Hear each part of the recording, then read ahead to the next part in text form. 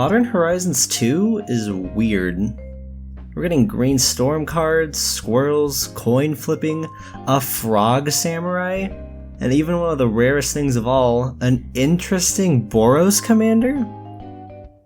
I don't have nearly enough time to talk about every single one of these cards today, but that's okay because that's not what this channel is about. I'm not here to tell you to put Krark's Thumb in your Usury deck, or that Squirrel Mob goes well with Chatterfang, because everybody already knows those things. We're here to look at the weird, janky, awesome side of Commander. So here are 4 super weird Commander combos that you can pull off with Modern Horizons 2 cards. First off, we have Void Mirror. This card counters every spell that wasn't cast with colored mana. It's not nearly as good as it might seem, because this card does not counter all colorless cards. If I play a Soul Ring, but I spend a green mana to cast it, then Void Mirror won't counter it because I spent colored mana. So this card mostly does 2 things. 1, it makes Kozilek decks cry, and 2, it counters free spells. So the best way to abuse this card is to make all spells free, but then somehow find a way to still play our own cards. The first part is easy. There are a couple different cards we can use to make everything free, but I think the best and funnest one is Possibility Storm. Possibility Storm says every time you cast a spell from your hand, that spell goes into your deck, and instead you cast a different spell from your deck that has the same type. So with Possibility Storm and Void Mirror out, whenever someone casts a spell, that spell goes into their deck and their replacement spell will get countered because it was cast for free. The problem is, this will counter all of our spells too. We'll have to find a commander that'll somehow get us out of this lock.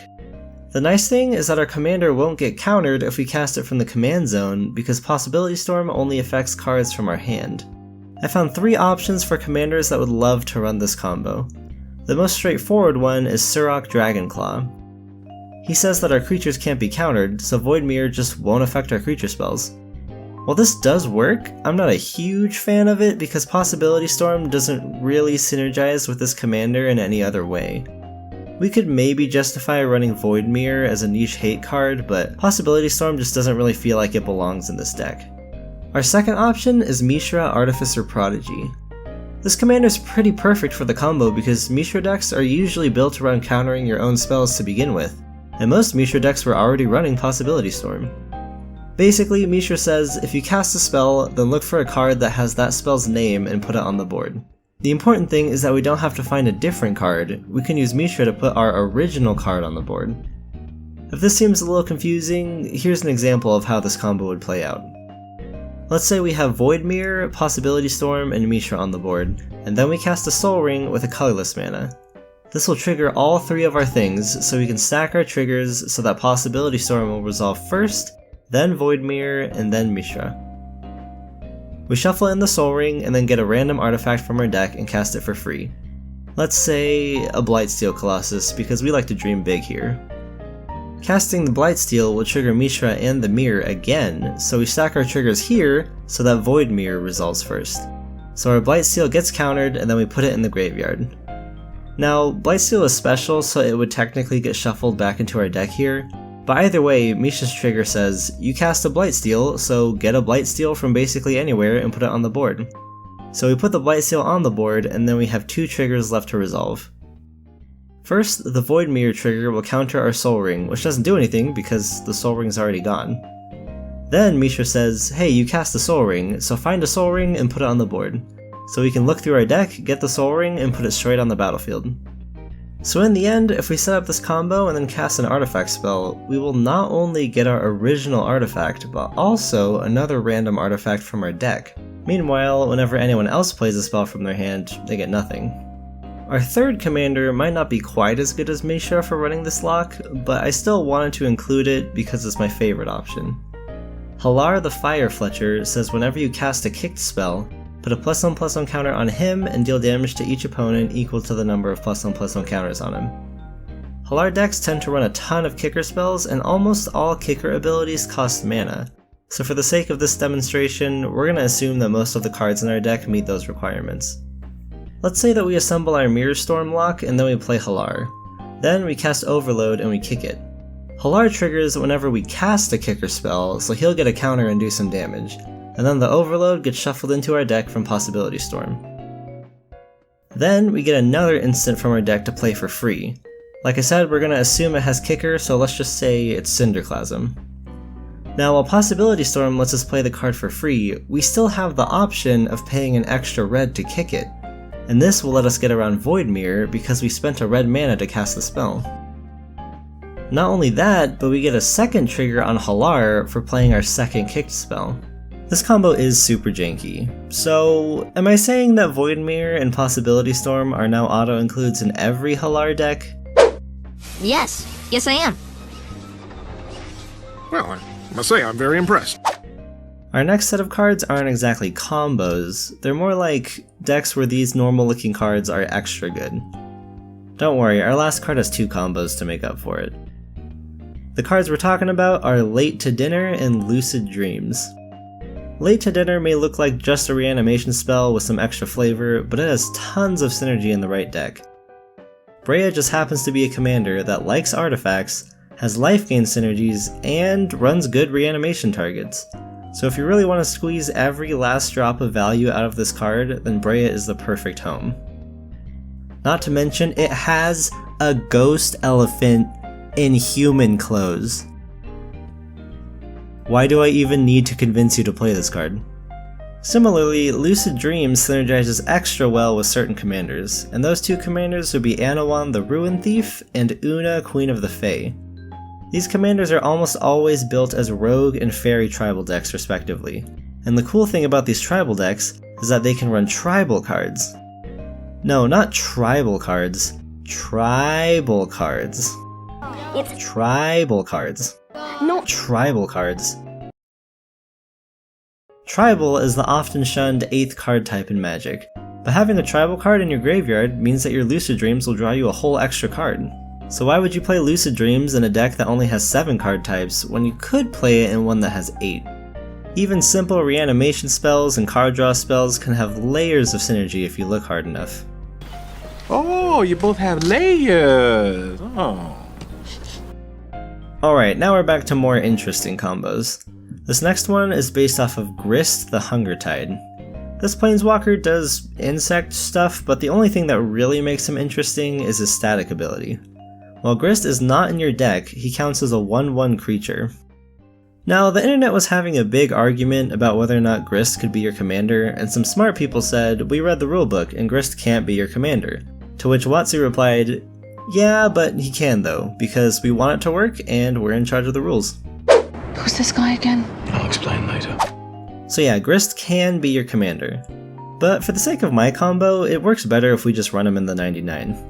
I'm going to skip over which commander we would use for this combo because it can go into any Golgari graveyard deck, which is basically every Golgari deck. First, we use Buried Alive to put Grist, Reaper of the Wilds, and Underrealm Lich into our graveyard, and then we play Necrotic Ooze. Now we've essentially built a hexproof, indestructible, non-attackable planeswalker. It's like a ticking time bomb for your opponents to try and deal with. Necrotic Ooze has all of the activated abilities of creatures in your graveyard, and Grist counts as a creature, so Necrotic Ooze can use his loyalty abilities. That means we can start using Grist's +1 ability to build up loyalty counters on our Necrotic Ooze. This would normally take 5 turns to get all the way up to 5 counters, which is what we need to ultimate, but there are a ton of ways we can speed this up. Maybe we have a Plague Maw Beast or a Yawgmoth in our graveyard, for example, and we can use the Ooze to proliferate. Or maybe we just have a Winding Constrictor on the board. Anyway, once we get up to 5 counters, we can -5 our Necrotic Ooze to hopefully deal a ton of damage to the whole table. We're a graveyard deck, so it shouldn't be too unrealistic to deal 20 damage or more and maybe even win the game off of it. What's cool about this combo is that while the setup does take some time, the Ooze itself is really hard to kill. We can pay 2 to give it hexproof using Reaper of the Wild's ability, and we can just pay 4 life to make it indestructible using Underrealm Lich. The other good thing about this combo is that it's super flexible and none of these cards are bad outside of the combo itself. Even if you just have Underrealm Lich and Necrotic Ooze, for example, that means you have an indestructible Necrotic Ooze, which is really powerful. You could just put all of these cards in a Marin deck and they would all be pretty good, and sometimes you get to pull off this sweet synergy.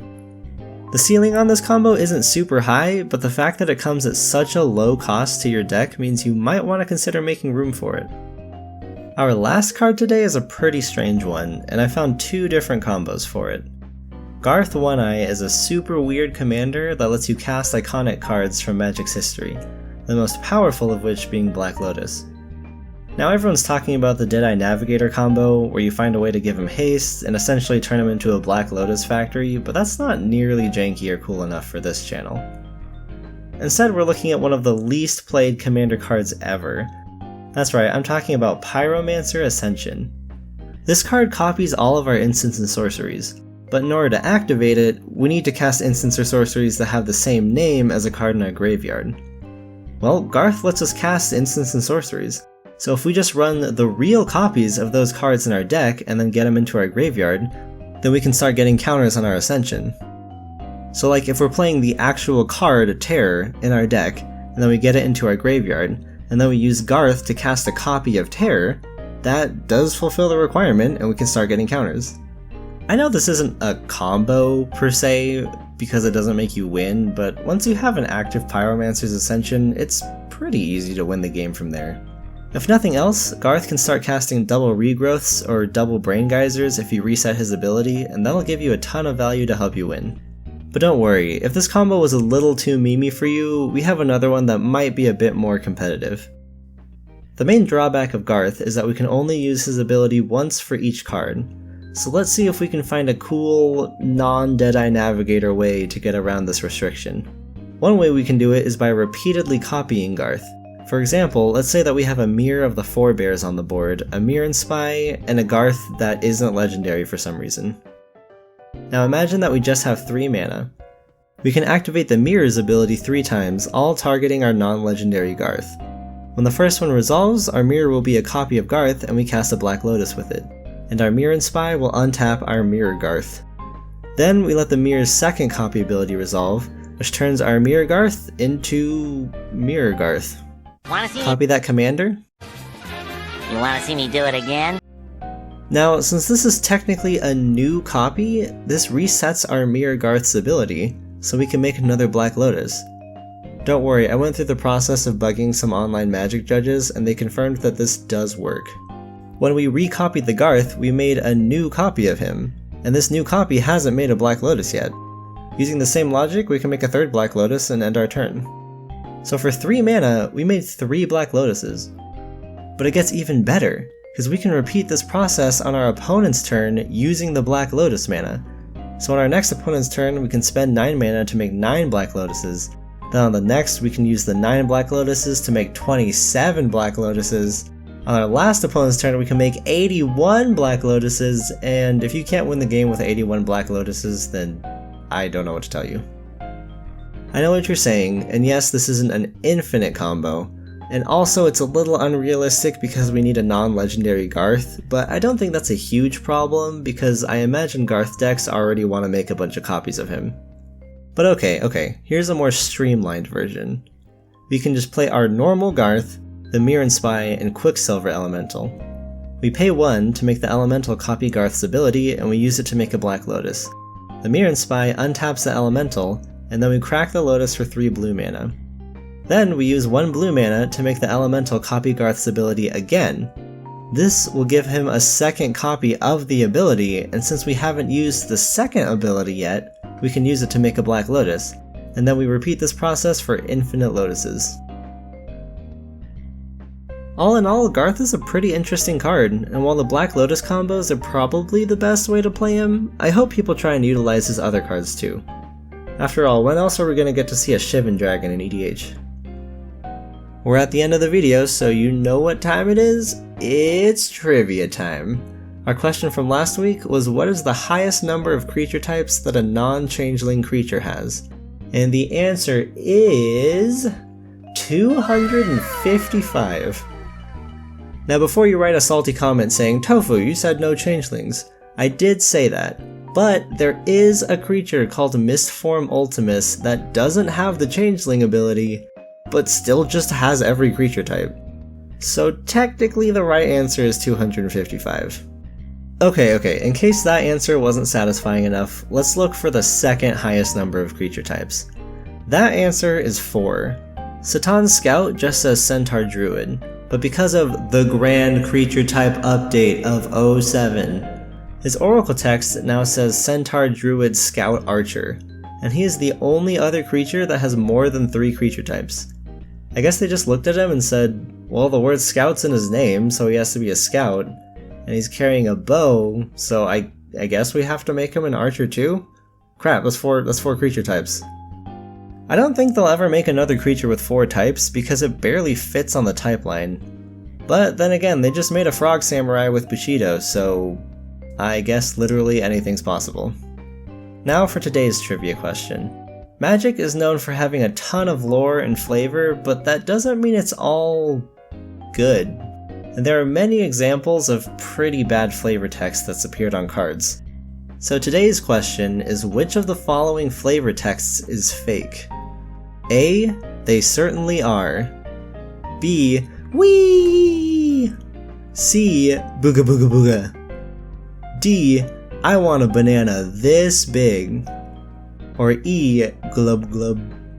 And while you're at it, go ahead and leave your favorite flavor text down in the comments. Hit subscribe if you don't want to miss the next one. Thanks for watching.